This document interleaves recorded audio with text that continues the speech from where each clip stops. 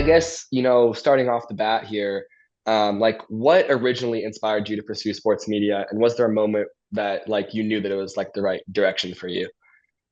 What inspired me was my ability. I always had the ability just to talk to people and communicate. And I had a side where, whether it's inappropriate, I'm sure you have things that you do with your friends that you won't say in a setting.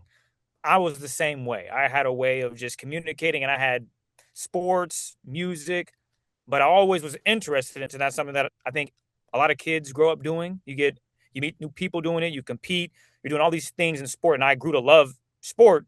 And then I realized, okay, I can't be a professional or anything. I realized that like freshman year, maybe Yeah. soccer, but I ended up not pursuing the opportunity in soccer. In fifth grade, I realized, man, this is too much running. I'm not doing it. But the window for me playing soccer was exponentially bigger than any other window for professional sports. But for me, I realized I could probably do a bunch of other things within sports and still be around the pro setting. And when I had that mindset of, okay, I might not be able to play this sport professionally, I damn sure can talk about it. I can communicate my ideas and present them differently than everybody else. I can have an opinion that differs from someone else, and I have the tools to back whatever idea that I wanted to present. I said, yeah, this is something I want to do. And my first opportunity was something called a podcast. Now, what year were you born? 2009. Jesus, man, that is crazy. So that's 2009. I would have been that would have been my senior year in high school, getting ready to graduate. So for me, I got into the podcast game when I graduated. Well, actually, when I went to WSU. So I ended up graduating from O'Day. Didn't have the grades because as one of the coaches would tell me, you dick around, you don't stick around. I dicked around. I was the worst student ever. Like I graduated obviously because I did just enough, but I wasn't focused like I needed to be. So I needed to go to community college and really focus. I did that, and I realized, oh my gosh, communication might be a thing because I originally was going to be police officer or criminal justice, but we haven't met yet. How tall are you, Torsten? 6'3". Yeah, so I'm Yeah. 5'4". I don't think you would take me serious as a police officer. Like, hey man, I'm gonna need you to step out the vehicle. You probably want to fight me one on one. So from there, I realized, yeah, criminal justice not for me. But journalism is something that anybody can do if you put your mind to it and you work hard. So after doing 2 years at Bellevue College, I talked with my advisor at the time, and she mentioned Washington State University would be a really good opportunity for me to test those waters as a broadcaster or journalist, whatever field I wanted to tap into. She recommended I go to WSU. So I put my app in as a transfer, got accepted, and off I went. And then, so 2000, what? That's 2013. I was there. I started listening to podcasts. Podcasts started booming around 2011. So 2 years, you're 2 years old. That's when podcasts became a thing. And only big figured people were doing it. But I was listening to podcasts every day.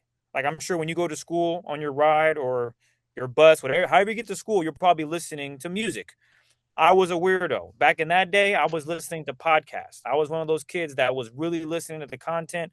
And I had a vision for myself like, yeah, I'm going to start my own podcast. And that was kind of like the first light bulb in my head like, oh, that's an avenue that I can showcase my skill set, debate skills, forming an argument, do it on a podcast, and have that as something I've been doing over the last 3 years that shows why I could be a producer and have my own show and do things to that nature. So in 2016, after I graduated, I've been listening to nothing but podcasts, taking notes, just learning Yeah. the game. I ended up buying my own MacBook. I bought all the equipment and I learned how to produce and set up my own podcast.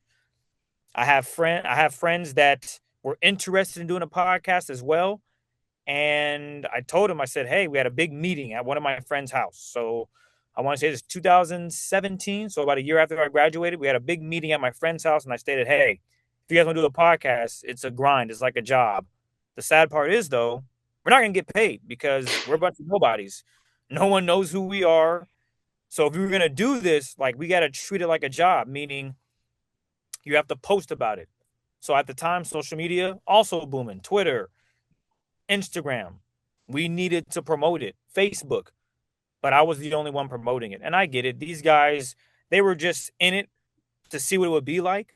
And I think if we had, let's say we were already, everyone had their niche and was already really talented at something, they probably would have continued doing it. But because we're a bunch of nobodies and we're just guys that have regular jobs, it's a little more of a grind. Like you really got to want to do it. And it only lasted a year. So from 2017 to 2018, we did it 1 year. It was a total of 4 guys. By month 9, it was down to 2 of us. So as you can see, it started off really well, but people get new jobs. People have kids. A lot of stuff comes at them, and it's tough to do it. But I don't think they were ready for the grind in terms of putting in the work. But for me, I love doing it. So it was like, oh, I'm going to continue doing it. And then the ball started rolling. I got another opportunity. But it all started because I had a vision of getting into sports radio using podcasts. And I had to take a leap and do it on my own, which is scary because I remember being pissed off because I couldn't understand how to set things up. I had a former news producer who was a pastor at the church that I went to. He came over and he was trying to help me set things up. So I spent a lot of time learning on my own and doing it. But that allowed me to get to where I'm at today, which is as a radio personality, on air talent, producer, executive producer. But it started because I put in the work and struggled and made mistakes to get to where I'm at. So I would say back in 2011, 2013, listening to podcasts really got my brain spinning, thinking like, oh, well, I can do a podcast. And that kind of launched everything after that. Yeah, do you think like you developed your personal like podcast style or podcast voice from like listening to those podcasts? Or is that something that you like grew into over time? Absolutely. It's a combination of things. I had to hear what they were doing and how they were doing it. And I had to find my inner voice and who I wanted to be. And it's difficult because it's easy to just listen to somebody and just mimic them. But people would easily be like, that's interesting. You sound like such and such, which that's never happened to me. No one's ever, been like, man, because I was able to generate and do it my way and use my voice and have a different idea, but have the same idea, but present it a different way. So, I mean, the podcast I was listening to wasn't even about sports, but it was the vision that I saw that I could do my own and do it in sports. And with that, it just went and it got better and I learned a lot more. And the toughest part about podcasting is actually going back and listening to yourself. That's kind of the most awkward and weird things you can do is go back, listen to a podcast, listening to the words coming out of your mouth, hearing your voice. It's very uncomfortable, but it teaches you how to become better. So I still do it to this day. I've been doing podcasting with my friend for what, 8 years now, getting paid, we're monetized on YouTube. It's great. Like I get paid to just talk football. So it's uncomfortable to hear myself, but I know at the end of the day, it's only bettering myself. I can improve on things. Hell, even someone in the YouTube comments was giving me some harsh criticism, which is fair. And I took it and I've improved it on an aspect of something that they thought I should work on. So I'm really good at taking that criticism and channeling it and making it better for myself and to those that are listening. Even if it's only 50 people out there that are listening, I take that as gold. Like, for instance, Torsten, how many hugs did you get today? One? Wow, you got one hug. Imagine if you got 50 hugs. It's a Oh lot of yeah, hugs. that's yeah. It's a lot of hugs. So when people talk about, oh, we only had 27 listeners, you didn't even get 27 hugs today. Did you get 27 highs today? Like that's huge. It sounds cheesy right now because you can go on your favorite podcast and they have millions. Okay, obviously, but even then, like you probably in your lifetime haven't done anything a million times, let alone 1,000. So take those little things and build off of it. Because I remember when we first started our podcast, we were getting like 19 listeners, and that was an ego check. Like, damn, you got 500 Facebook friends and only 19 people listen to your show. You do the math, 500 out of 19, that's like 5%. Like that's terrible. But when you put some context behind it, how many hugs you get today? Well, I only got one. Oh, okay. So it puts a face to all of it. You're not just looking at the numbers and saying, "Oh, that sucks." It's like, man, 19 people didn't even say hi to me today, but I got 19 people that are willing to take an hour out of their time to listen to us talk sports, high school, college, and professionally. And we continue to do that, and it got better. Unfortunately, that podcast did no longer continue, but it opened up avenues for other podcasts. And now it's just at another level. I've gone from 19 to thousands of listeners, which is huge. So it's all about the journey though. Yeah, it's all about like you like that learning and like that growth factor that you learn over time. And like speaking of like um, growth factors, like I know it was a while ago, but back here when you were at O'Day, like, is there any values that you kind of took away from this school that you used in today's life in the podcast or anything like that? Absolutely. Connections. You mentioned Mazio. That's my guy. He's helped me in a bunch of different ways. I can go over a bunch of them, but it's not the important thing is for you connections.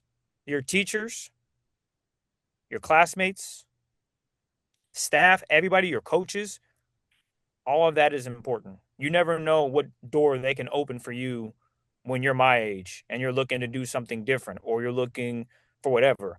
That's why it's huge that I'm happy to be a part of the alumni and always trying to be responsive, giving my email, my phone number, because you never know what can come of it.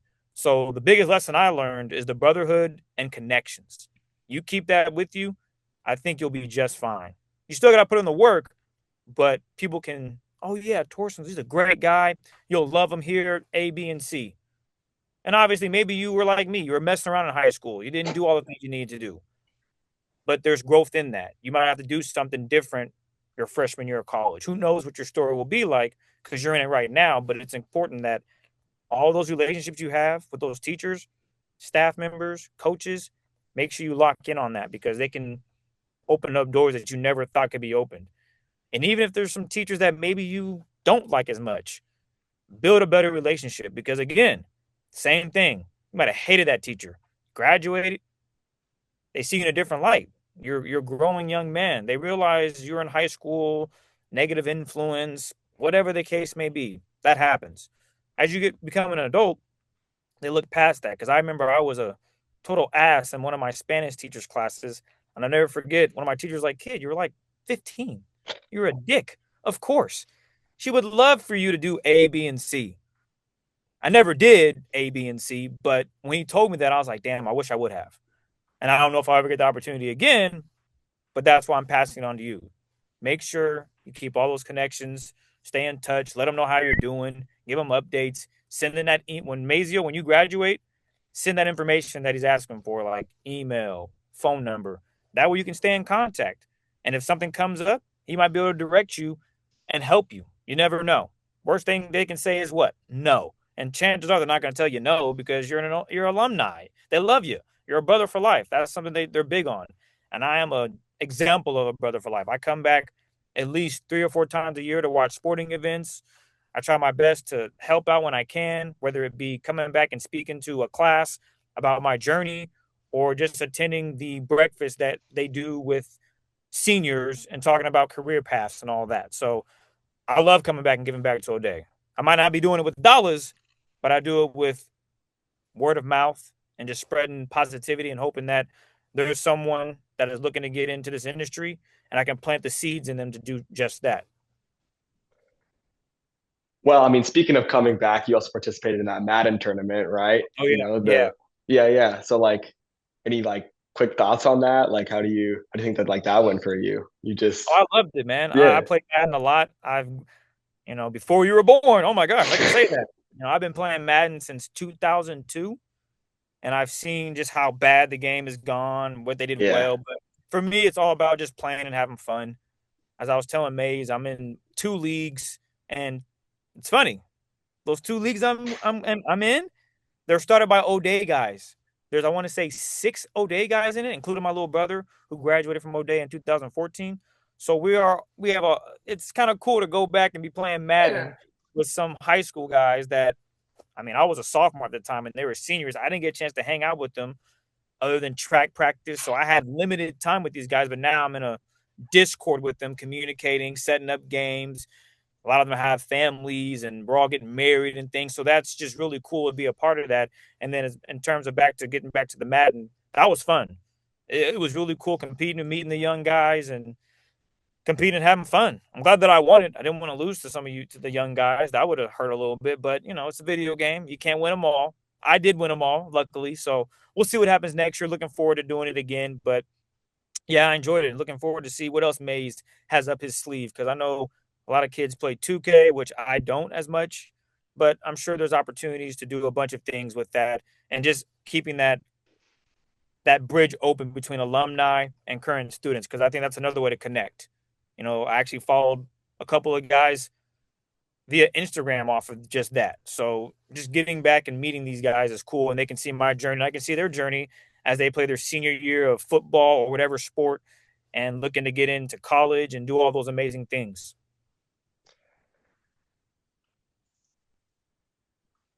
So like, yeah, obviously you've built a strong presence here, like in Seattle, especially with like the O'Day connections and all that stuff. Is like you gave them the email and all that. I'm just like interested, like what kept you like rooted here professionally? And kept me in Seattle? Yeah, Luck, to be honest with you, because this industry's tough, and it's, well, luck and who you know. So I didn't get into radio because my resume was pristine and I had, a YouTube channel with 10,000 followers. No, I got in because I knew the right people and the right people knew the right people at the station. So, do you know who Donald Watts is? no, So, Donald Watts, he is the son of, rest in peace, the former Seattle Supersonic legend Slick Watts. You might have heard of Slick. Yep. Wore the headband. That's yeah, him. So his son is my mentor, and he coached me in basketball, trained me. He allowed me to become the basketball player that I am today, which is far better than I was as a kid. I learned how to use my speed and all that.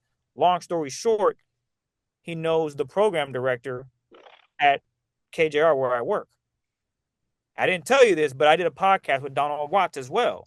We had a podcast together, and he was like, at first we were doing it out of his nice apartment. It was huge. It was perfect space. One of the buildings he was renting out, excuse me, not his apartment. One of the buildings he was renting out, and we would do our podcast there. But he was like, wait a second, bro, I'm on KJR once a week talking college basketball. We can do the station. We can do the show from their station. And I'm thinking, okay, like if you got it like that, I'm all in. And I kid you not, a week later, he was like, all right, we're going to do the show here. Text me the address. And he's like, I'm going to introduce you to the assistant program director and producer of the Ian Furness show, Kevin Shockey. I met him, told him what I do. And, his first questions were, you know how radio works, right? It's live. It's not, because podcast, you can do everything before it goes up live. Radio, there is no, it's live. Like everything that happens is live. So small difference, big in the grand scheme of things. But from my hand, it was like, oh, that's nothing. And I would do the podcast once a week with him. And ultimately, it opened that door. So what kept me in Seattle was, again, back to connections. It's not about what you know, it's who you know. So the fact that I know Donald Watts, it opened that gateway for me to be working in Seattle. Because if not, I don't know where I would have got my opportunity. It could have been in some town in Spokane doing radio over there, which would suck, but I have to do it somewhere, right? Like my original start for podcasting, it kind of sucked. I was doing it out of my parents' basement. My friends would come over to the crib. I put a sign on the door say, live recording, do not come in. That's the reality of the situation. But as time went on, I got better. I got more equipment. I moved out, whatever the case may be, have my own little studio room now set up. All the things, it all worked out in favor. But how I got in Seattle is kind of just luck and who I knew. Because I could have started anywhere. I could have been fired and have to move across country.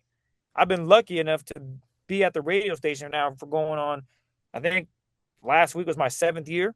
So I've been in the business for 7 years. And granted, I'm not an on-air talent, like a host, I should say, but I have hosted, did that for about 3 months, and I've hosted multiple shows. I have multiple shows hosted under my belt, so I understand what it takes. I understand how challenging it is. I get all of that. So sometimes it comes down to luck and who you know, and there's nothing wrong with that. That's the reality of it. The Seahawks won the Super Bowl. They needed a little bit of luck. A little bit of luck played into that. A 2-point conversion. Charbonnet going over, putting his hand on the football. Like, there's luck that is involved, and people need to realize that. So the same thing with sports is the same thing with life. Sometimes you need to know the right people, and you got to get a little lucky. The luck comes in. I've never been fired from this job. I'm lucky. Usually people have been fired left and right. Producers get fired too. Don't think that producers don't get fired. I was here when they had major layoffs. And I'm like, oh my God, am I one of them? I was safe. Because I ain't making a ton of money either. But the thing is, though, you never know with this job. They could fire you just to fire you. It's happened. I've seen guys come and go in this industry, and it is tough. But again, it goes back to a little bit of luck and who you know. And for that reason, that has allowed me to be in Seattle and stay. And I would love to, maybe do something different in another state, but there's nothing better than growing up in Seattle and then being on Seattle Sports Radio. Like that's kind of cream of the crop, man. You don't get that often. So this one's a little bit more of like a personal one, but like based on like your experience, like what would you recommend to someone, my age if they wanted to break into sports media today? Do something. Anything. I used podcasts. Maybe you could start your own radio show. Maybe you can broadcast games because I know you guys do some I of your do. I'm actually on the digital media club. I'm on the broadcasting team. I broadcast the football games. So So when I was in high school, I didn't have that opportunity. But mind you, it was just different time. So if anything, if I wanted to be a journalist, I had to be doing what? A lot of writing classes. And I'm sure we probably had a writing club. But again, I was a dick. I wasn't focused on that. I was sports guy, wanted to get the girls guy. That's what I was all about. Which, in high school, test it out, see what it's about. Great. Maybe my life would be completely different had I focused, got a 3.2 GPA, still did my track and field stuff. Cool. Probably would have got a scholarship somewhere. Who knows? Didn't happen that way. So for you, you're already doing it, but it's continuing to do it and trying to do different things. Do something you're uncomfortable with. You love broadcasting? Maybe try to start your own podcast. See how challenging that is, producing, setting things up, booking guests, the whole thing. That way you have that experience. That way when you do present yourself, you have experience in setting it up, producing, and broadcasting. You're not just, oh, it's just a broadcaster.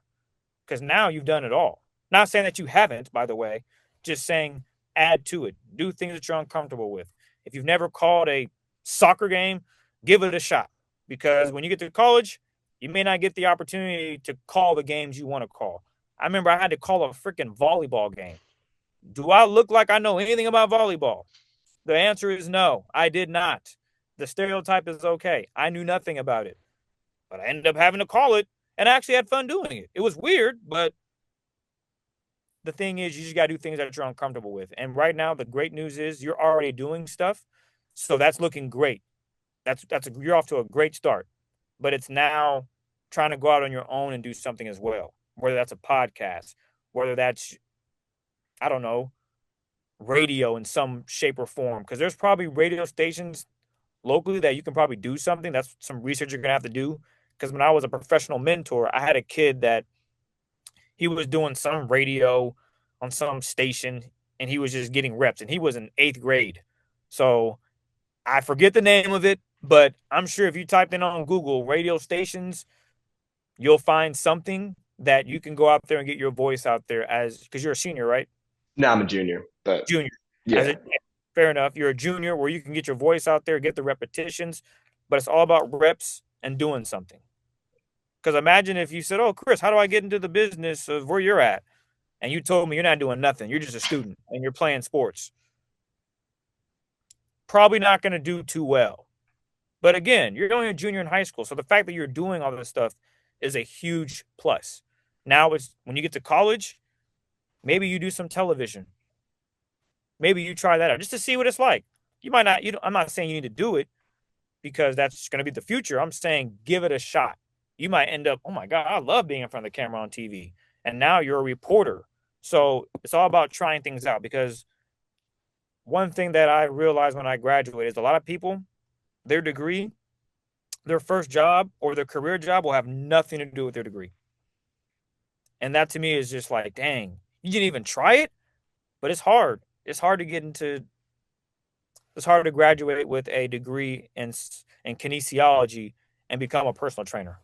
If it was easy, everybody would go to school for what they want to go for, graduate, and get that said job. But it's not, it doesn't always work out that way. A couple of my friends went to school for, what was it, broadcast journalism as well. And now they are, doing whatever. For me, though, I got to be in it. I've been in it for about seven years on sports radio. Been podcasting for 10 plus years. So 9 plus years, going on 10. So I've been in it.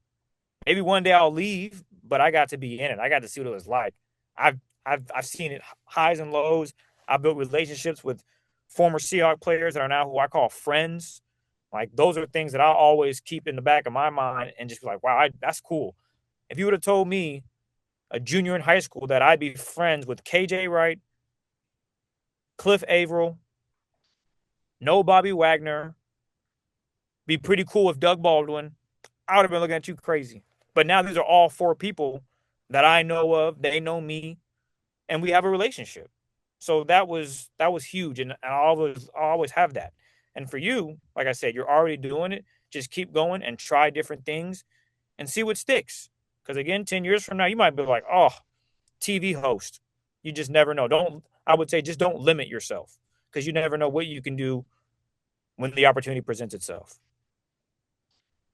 Yeah, I appreciate the advice. Thank you. Absolutely. And yeah, it's been great talking to you. I only have the non-premium version of Zoom. That's why my meeting's going to end in like 30 seconds. So Gotcha. that's why. But yeah, I really appreciate the interview and thank you. I like all those answers, insightful. And yeah, I'm excited to write this little article, which by the way, I'll send you. So there's like a link to like the Crozier that we write. I don't know if you're familiar with that. Um, but yeah, I'll email you the link so you can see the finished product when it's done. Looking forward to it, So, yeah. Torsten. Wow, the Yeah. name. Nah, it's all good. It's all yeah. It's chill. But thanks for your time, man. Enjoy Yes. your junior year. Finish strong for your Yes. senior year. You play lacrosse? What sports you play? Nah, I swim. So Yeah, nice. I got prelims today for state. Okay. All So yeah. right. Yeah. Handle business, man. Yes, sir. We're locked. All right, man.